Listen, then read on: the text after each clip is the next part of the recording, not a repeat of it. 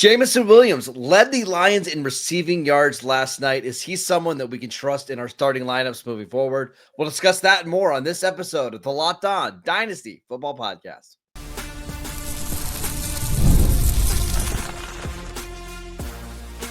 You are Locked On Dynasty Football, part of the Locked On Podcast Network. Your team every day. Here are your hosts, Marcus Mosher and Kate Madjuk. Welcome back to the Locked On Dynasty Football Podcast, part of the Locked On Podcast Network, your team every day. We'd like to thank you for making us your first listen of the day. Today's episode is brought to you by FanDuel.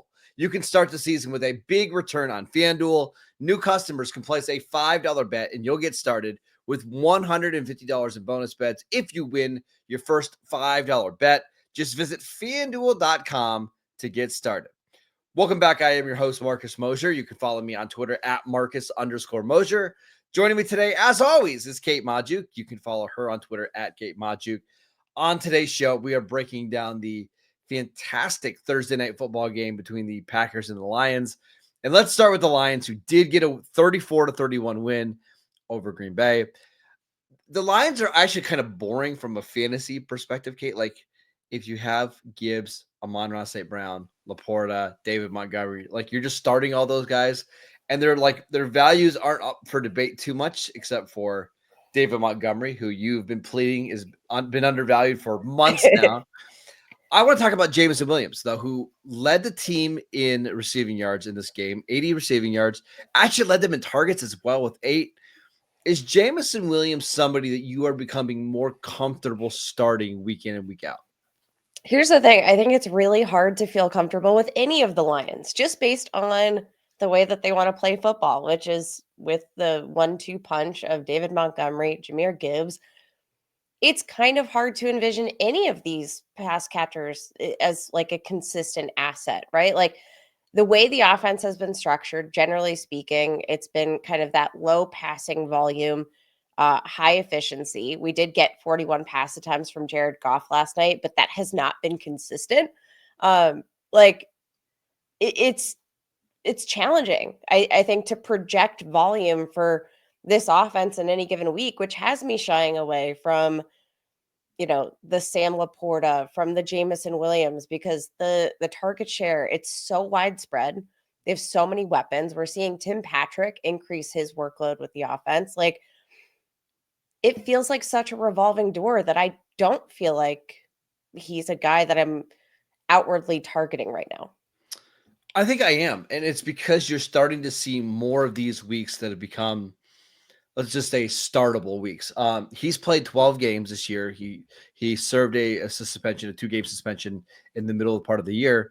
But Kate, in those 12 games, he's gone over 80 yards in half of them, right? Like, he's actually producing some pretty big numbers. Again, played 12 games, 700 receiving yards. The touchdowns aren't there yet, but you're starting to see him become a more integral part of the offense. The targets over the last couple of games, 6, 7, 7, 8, getting some carries as well. It just feels like he has a much steadier role in this offense than we've seen at any point before with Jameson Williams. I mean, I think that's very fair. I do think we are seeing, more consistency in terms of his overall involvement. I think my concern just comes from like the fact that there are so many weapons. Like, what is the price tag for Jameson Williams right now, knowing that, he's this former first-round pick who has a ton of upside, like can win you any given week. Now that he's getting a more consistent role, maybe the floor is a little bit safer. I don't know how much I'm willing to shell out for Jameson Williams right now.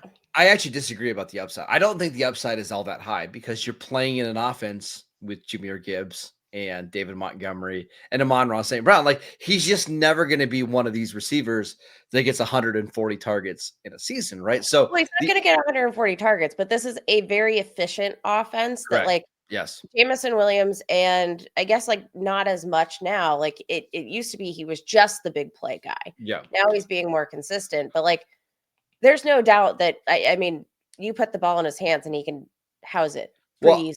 Like, I guess my point is I don't think there's no upside of him becoming like a top 15 receiver in this offense Oh, anytime no. soon. So that part of it is limited. Now you're looking Yeah. at like the floor. Can he be a guy that gives you a pretty high weekly floor? And honestly, I think he can. We just mentioned half of his games this year, he's gone over 80 yards. If you're getting 80 yards that frequently, you're pretty consistent. On Dynasty League football, he has been valued as wide receiver 40 around players like Xavier Legette, Calvin Ridley, Devontae Adams, Chris Godwin, Khalil Shakir. How do you feel about him in that range? I'm kind of like that's kind of a mixed bag, I'm gonna say, of like player valuations here because like I look at a Jameson Williams, I look at, his potential upside, like you said, he's never gonna be a guy that gets 100 plus targets, I No. think. You mentioned 140, I think even 100 would be a very high number for Yes. a guy like Jameson Williams. But like I look at a guy like Xavier Legette, it feels like he could be a guy who sees, 100 plus targets any given season. Had an incredible final year in college. Like coming out, he's a rookie. He's 23, so he's on the older side. But like a player like Xavier Legette, I'm starting to look at him and I'm like, the ceiling might be a little bit higher. There might be a bigger chunk of the pie for a guy like Xavier Legette than there is for a Jameson Williams. I'm going to give you 3 trades that have happened within the last couple of weeks on Dynasty League football regarding Jameson Williams. Jameson Williams for Chris Olave straight up. I'll take Chris Olave. I would take Chris Olave as well. Jameson Williams for Trey Benson straight up. I'll take Trey Benson. I think I would take Jameson Williams now that Connor has a contract extension. Connor has a contract extension, but he's also 26 years old, and we're seeing some waning efficiency already. So, okay. All right. How about this last one? Cortland Sutton and Jameson Williams for Brandon Ayuk and Emmanuel Wilson. So basically, Sutton and Williams for Ayuk. It feels a little. I guess if you're in a win now, you're going to take the players who are playing. I think it's a fair trade. I think I would just take Ayuk in that trade. Yeah. So I've been impressed by Jameson Williams. It seems like he's becoming more of a actual NFL receiver, okay, rather than just like a gadget player or, hey, this guy was really fast at one time. He was running some good routes. He was getting open. Again, he's only 23 years old and he's been on and off the field. I think we're just starting to scratch the surface of what he could be. And I just won't be surprised if like every week moving forward, we're just penciling him in for 75 yards on 5 catches. And that's just kind of what he is. Yeah, I think that's a fair assessment. Now, the way that you value him also might be dependent on, what the rest of your roster looks like and what does his role look like Correct. on your specific roster. So like, I think there's a lot to like. I think in terms of the floor, we're seeing a much improved floor. So I get it. It.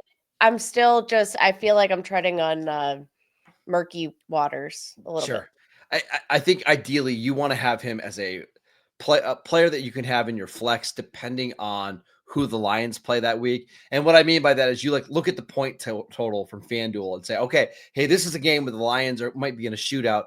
I want Jameson Williams in my lineup this week, and that's how you break ties. But I think that's exactly the approach, I think, for Jameson Williams. If you're relying on him to be anything more than a wide receiver 3 or a flex play, that could get a little hairy. Let's talk about Jayden Reed, who did he play last night, Kate? I'm not sure. The box score says he had 1 target. I saw him on a missing child's carton or a missing child's milk poster. Card. Yeah, whatever. Let's talk about Jayden Reed and what has happened to him over the last month. Next. This episode is brought to you by Omaha Steaks. Nothing delivers comfort and joy quite like the unrivaled quality and taste of Omaha Steaks. It's guaranteed perfection in every single bite. And right now, you can save on unforgettable gifts with 50% off site-wide at omahasteaks.com. Plus, score an extra $30 off with promo code NFL. With 5 generations of experience, they consistently deliver the world's best steak experience and the gifting experts at Omaha Steaks have made it easy to deliver the perfect gift with thoughtfully curated gift packages featuring gourmet favorites from legendary steaks to mouth-watering desserts and more. Save 50% off site-wide for a limited time at omahasteaks.com. Plus, our listeners get an extra $30 off with promo code NFL. That's 50% off at omahasteaks.com and an extra $30 off with promo code NFL. Minimum purchase may apply. This episode is brought to you by Skylight. Maybe gift giving isn't your love language. Maybe you overthink it when you go to the stores, or you wind up maybe not even buying anything at all because you can't find that perfect gift. I have someone in my life who is really hard to shop for, and that's my wife. She's terrible. She just, I cannot find a good gift for her, but I got her the perfect present this year. It is Skylight Frames. Skylight Frame is the touchscreen digital photo frame that your whole family is going to love. Upload thousands of photos with your phone and watch them appear in seconds. It's so easy to use. Setup takes less than 60 seconds, and you can invite friends and family to easily share photos via the free Skylight mobile app or email. No account or subscription required. It's absolutely fantastic. Plus, I even have a gift mode, which makes it very meaningful, which all you can do is you can upload the pictures onto the frame, and then they can open up the frame on the holidays or whenever they want to open it up, and they are already uploaded, and they can just plug it in and get started. It's fantastic. And right now, as a special limited time offer for our listeners, get $20 off your purchase of a Skylight frame when you go to skylightframe.com/NFL. That is skylightframe.com/NFL, and get $20 off your purchase now at skylightframe.com/NFL. Get $20 off a Skylight frame again at skylightframe.com/NFL. Welcome back to the Locked On Dynasty Football Podcast. We'd like to thank you for making us your first listen of the day. We're breaking down the Thursday night football game between the Packers and the Lions. And Kate, I want to talk about Jayden Reed, who had one target in this game, no catches. He has scored some touchdowns in recent weeks, but Kate, listen to his yardage total: 23, 26, 24, 0. He has less than 100 combined yards over the last 4 games. What should we make of Jayden Reed? I have no idea what to make of Jayden Reed. I am at a bit of a sticking point. When I came into this season, I was already ready to victory lap by like week 2 because I love Jayden Reed. I had him ranked as a top 15 dynasty wide receiver. He's got the draft pedigree. He showed us the upside. He was a top 10 producing wide receiver in the second half of last season. It carried over here, to start the year. And you love to see the production there, but it does concern me a bit that like we had all the opportunity in the world, right? Romeo Doubs, we've seen him take on an increased role, and he wasn't even playing last night, right? Like, no, if we can't even get that production from Jayden Reed when, a key aspect of the offense is out, that concerns me. Over the past 3 games, Tucker Kraft leads the team in routes run, which is insane. Then it goes Christian Watson, then Jayden Reed. Dontavian Wicks has run 4 fewer routes. 4 fewer routes than Jayden Reed in that span. Has the same number of targets, and he's been more productive with them. I'm officially concerned. Yeah, and listen, I think Jayden Reed is a really good player. I'm going to mea culpa here on Jayden Reed. I was wrong. I think he's much better than I thought he would be.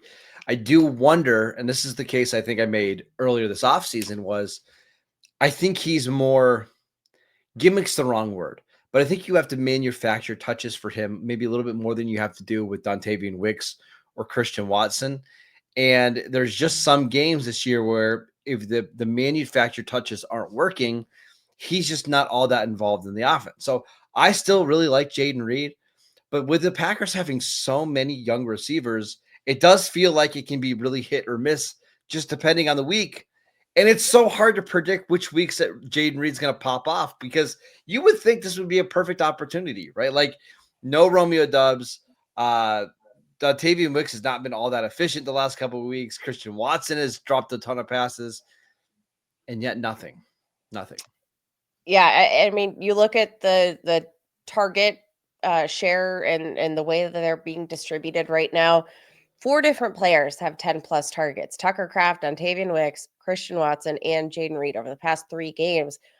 I think that does tell you just everything you need to know. And obviously, Romeo Dobbs missed the last 2 games with injury. So, like, I think that this is the offense that Matt LaFleur wants to put together. But I do think that the same analysis that we have for Jayden Reed right now is the same analysis that we could probably have for any of the Packers receiving options, tight ends, wide receivers. Like, I think we just have to kind of make our peace with the fact that this is an offense that is going to be a bit of a revolving door. And nobody's going to necessarily take over the receiving game. And I think that's how they want it. So Yeah.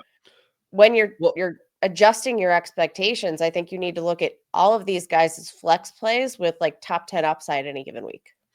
I would also say this has become an offense that has been unbelievably balanced, and even in some weeks more run heavy than pass heavy. And I think a lot of us went into the season thinking that Jordan Love was going to be the type of quarterback that was going to average, 35, 36 passing attempts per game. That just hasn't been the case. Kate, if you go back to the 49ers game, Jordan Love had 13 completions in a game that they won 38-10. He was 13 of 23 for 163 yards. Green Bay ran the ball 42 times in that game. You look at this week, Jordan Love had 3 completions at halftime of this game, finished 12 of 20, and they had 24 rushing attempts. So there's been multiple games over the last couple of weeks where they've had significantly more rushing attempts than passing attempts. It just feels like Matt LaFleur doesn't want to quite open up this offense the way many of us were anticipating. Yeah, I kind of hesitate to, judge this too much because I do think part of this has to do with Josh Jacobs, the fact that he has become so successful. He has been a feature around the goal line in the red zone. Like, and if it's not broke, don't fix it. But I know he's playing like some of the best football of his career, but I'm still going back to the fact that, like, long term, is Josh Jacobs going to be a permanent fixture? Are they designing this offense because Josh Jacobs is there and he's effectively on a 1-year deal? No, I think they Um, want to just run the ball. I think Matt LaFleur has always been somebody that wants to be balanced. So so whether will it's they? Josh Jacobs or whoever at running back, I think they want to stay balanced. So maybe the takeaway here is not we're gonna fade the receivers, but I think maybe the takeaway here is watching what they've done with this offense with Josh Jacobs. We can, ignore the passing game a little bit, and go by Marshawn Lloyd. Yeah, I mean, not a bad take. I also think Josh Jacobs is going to be back again next year. We kind of speculated when they signed him that maybe this was really a 1-year deal, but with Josh Jacobs playing this well, Kate, like, how can they not bring him back for another year? He's already over 1,000 rushing yards. He's got 11 rushing touchdowns. It feels like Josh Jacobs, who's only 26 years old, is going to be back for at least one more year of a heavy workload. It's crazy because Josh Jacobs feels like he's like 42 years old, I know. at least. Well, you think about it, he led the NFL in rushing yards in 2022. 2023, he had a rough season. And 2024, right back to being a all-pro caliber running back. Now, he's not going to get it because Saquon Barkley and Derrick Henry are having massive seasons. But after those two, Kate, has there been a better running back in the league? Maybe Jahmyr Gibbs has been a little bit better. Josh Jacobs has been awesome. Awesome. Josh Jacobs has been awesome. And, um, I think in general, you're probably right. Like, I think this is probably just the brand of football that Matt LaFleur wants to play. And it's not going to be very friendly for fantasy football managers. No. And What's funny, though, is this wasn't the style that they played with Aaron Rodgers. Rodgers threw the ball a ton when he was winning the MVPs with Matt LaFleur. But I think you're starting to see, like, it's not like LaFleur's old school and that he just wants to establish and run. But I do think, like, when they get inside the 5-yard line, like, yeah, they just want to run the crap out of the ball. yeah. he feels like the right kind of new age offensive minded coach in the same ways that like Ben Johnson is, right? Like Ben Johnson is super aggressive. He's dynamic, but he also wants to make sure that that they're going to run the football. I think that this was a really interesting game juxtaposing these two teams, because I think both of them are trying to accomplish kind of similar offenses philosophically, of balance, run, the spread usage of all of these different receiving options that you have. Like, these two offenses kind of feel like mirror images right now. Yeah. One of them feels a little bit sexier than the other, but we have the same problems for fantasy when it comes to both of these teams. And because of that, it just kind of devalues, it dilutes the waters for everybody. But I mean, these two teams are going to score points any given week. So got to roll with the punches. All right, okay, let's do some promotion commotion. Players that we are promoting from our bench into our starting lineups in week 14. We will get to that next. This episode is brought to you by IceShaker. Hey, Locked On Dynasty football fans, I know that you're like me and your holiday shopping list is, well, let's say not done. If that's the case, we've got the perfect gift for the passionate sports fans in your life. Perhaps you've heard of IceShaker. IceShaker is now the officially licensed water bottle of the NFL, NHL, NBA, NCAA, and MLB, and will make the ideal gift. Created by and used by the Gronkowski brothers, IceShakers has sold over 1 million bottles. They have changed the game with workout bottles, and this is the gift that you've been looking for. Go to IceShaker.com and use promo code LOCKEDONNFL at checkout to save 25% off your order. Kate, you and I both got our IceShaker bottles this week. I got my Cowboys, you got your Steelers. They are absolutely fantastic. I take it with me to the gym. Listen, it really never leaves my side. One of my favorite things is the patented twisted agitator that breaks up powders, but is silent when you shake it instead of that annoying ball that just rattles around anytime you carry it. It's unbelievable. I cannot recommend it enough. Order your team branded bottles today at IceShaker.com and use the promo code LOCKEDONNFL for 25% off your order.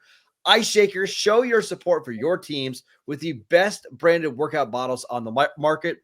IceShakers. This episode is brought to you by FanDuel. Get ready to tackle the NFL action with FanDuel, America's #1 sportsbook, because right now, new customers can place a $5 bet and get $150 in bonus bets if you win. The FanDuel Sportsbook app gives you everything you need to place live bets on the NFL all in one place. So when you get a hunch in the middle of the game, you can check out the latest stats, view live play-by-play, and so much more on the same page where you place your bets. Just visit FanDuel.com to join today. You'll get started with $150 in bonus bets if you win your first $5 bet. That is FanDuel.com. Never waste a hunch and make every moment more with FanDuel, an official sportsbook partner of the NFL. Welcome back to the Locked On Dynasty Football Podcast. We'd like to thank you for making us your first listen of the day. For your second listen, check out the new Locked On NFL show. 2 shows every single day. 1 in the morning with Tyler Rowland, 1 in the afternoon with Tony Wiggins for some real NFL talk, available wherever you get your podcasts. All right, Kate, promotion commotion, players that we are promoting from our bench into our starting lineups in week 14. Who do you got? There are a couple of obvious ones that I just want to get out of the way here. First, you're starting Isaac Guerendo. You are firing him up. You are not asking any questions. You do not pass go, collect $200, whatever. You're starting Isaac Guerendo, period. Agree? Great Monopoly reference, yes. Okay, perfect. So we don't need to go further into that one. I also think you'd start Nick Westbrook-Ikhine, who I know is having the flukiest scoring run ever in fantasy, it feels like. But based on that increase in usage, based on the fact that he has been a full-time player for the Titans since that, DeAndre Hopkins trade, I do think that we're starting to get a target share. We're starting to get a little bit more volume to maybe support the volatility. And I think you go back to the well in week 14. Okay, I like it. I'm going to go real deep. with a guy by the name of Sincere McCormick. And I promise that is a real player in the NFL. He is a running back for the Las Vegas Raiders. Last week, 12 carries against the Chiefs for 64 yards. This rushing attack has been awful in Las Vegas this year. Zamir White has been one of the biggest disappointments. But McCormick has produced anytime that he's gotten on the field for the Raiders this year. He is an undrafted free agent. What we saw last year at this time, Kate, which is really funny, this is going to tie back into Josh Jacobs. Josh Jacobs got banged up, and Zamir White played so well over the final 4 games of the season that the Raiders felt comfortable moving on from Josh Jacobs because they believed that White was going to be their future running back, right? Now, obviously, that didn't happen, but I wouldn't be surprised with Zamir White banged up, with Amir Abdullah a little banged up, if they give Sincere McCormick the last 5 games of the season to show if he can be a featured running back. And against the Buccaneers, who are like bottom 10 in yards per carry allowed per rush, I kind of think this is a fun week to start him. I absolutely love that call. And I think, one of the names that probably could have been on your waivers this week, we should have mentioned him on Tuesday's show. One guy we did mention, who I'm still firing up, Parker Washington, wide receiver for the Jacksonville Jaguars, going to have a ton of opportunity here. He had coming off a season high or a career high, 12 targets last week. Let's not forget that, yes, Brian Thomas Jr. is there, but they have already lost 2 of their 3 starting wide receivers to season-ending injuries. They have Mac Jones in the mix here in place of Trevor Lawrence rest of season. And I love the matchup this week here. The Jaguars should be in a position where they need to throw the ball. So I think there could be some potential volume there. The Titans, I think, are probably going to come out looking pretty good on offense because the Jaguars defense is not that great. So like from a matchup perspective, the Titans secondary should be focusing in on Brian Thomas Jr., maybe gives Parker Washington a little bit of room to play with a potential nice game script. All right, last one for me. If you need a flex play at wide receiver this week, I like Brandon Cooks for the Cowboys for a variety of reasons. Number one, he played last week against the Giants. It was the first game that he came back from his injury and scored a touchdown, got 7 targets in this game. Now he's had 11 days to get ready for this game they play on Monday night against the Cincinnati Bengals. CeeDee Lamb is incredibly banged up. He's going to try to play. I have my doubts on how effective he's going to be, but they are playing a Bengals defense that just allowed 414 passing yards to a washed-up Russell Wilson, Kate. And I can't imagine that the Cowboys wouldn't be able to move the ball through the air at home in this game. No Russell Wilson comments. That was I just think Brandon Cooks, who is so clearly Dallas's wide receiver too, now that he's healthy, he's had a long break off. I think this is a good matchup for him. I mean, yeah, super explosive. And this is a team that can allow plenty of explosive plays. And they're probably going to need them. From a offense standpoint, obviously the Cowboys are not in the best spot, but like Brandon Cooks, still a pretty darn good wide receiver. Yeah. And this Bengals defense can make just about anybody look like all pros. And one of the reasons I like starting Brandon Cooks, and again, I know the quarterback play has been bad in Dallas without Dak Prescott, is at least you're starting a good NFL player, right? And you're starting a player that's going to play a lot, right? Yeah. At least the logic makes sense here as to why you should start him. Again, with some bye weeks, a bunch of injuries, I think you can fit him into your flex spot.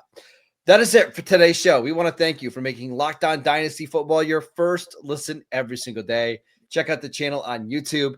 Download the podcast wherever you get your podcasts. We are free and available on all platforms. Follow Kate on Twitter at Kate Modjuk. I'm at Marcus_Mosier. Enjoy week 14. We'll be back on Monday to break it all down.